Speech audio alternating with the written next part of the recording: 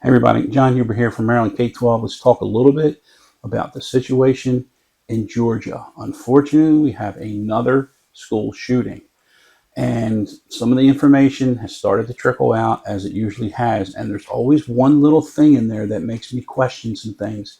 And in this case, the question is, if you follow all this, basically there was a relative of the shooter called the school ahead of time and said, this is a desperate situation. Somebody needs to go find this kid. They need to find him now. This is before the shooting. The administrator went looking for the child, went into the classroom, and apparently there was some confusion over another student with a similar last name, or the same last name, similar first name, something of that nature. My first question is, and this is probably the big one, why wasn't the SRO with the administrator? Or maybe he or she was, but if they were, you'd think they would have probably said so by now.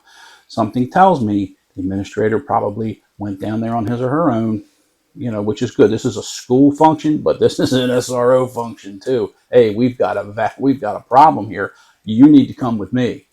And I don't think that happened there. So my question is, why did the SRO not accompany the administrator to the classroom?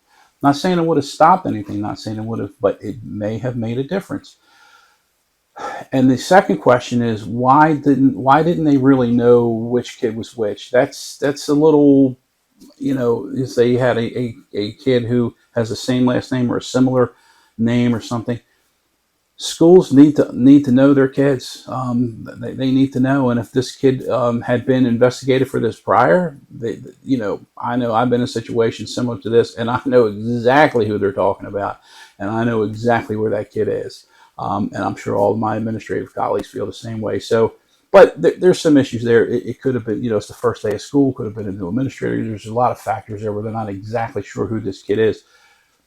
But I'm just not sure what to say about why the SRO was not with them when they went to there. The same thing in the Oxford shooting. They had this kid in the office. He sat there all day, and they were questioning him, and the SRO wasn't even there. I'm not even sure if they had an SRO because they've never mentioned it one way or the other. So something tells me that there's something there. It has to do with the way schools and administrators communicate and the way they activate the plans and the way they actively pursue these situations. Something is amiss here.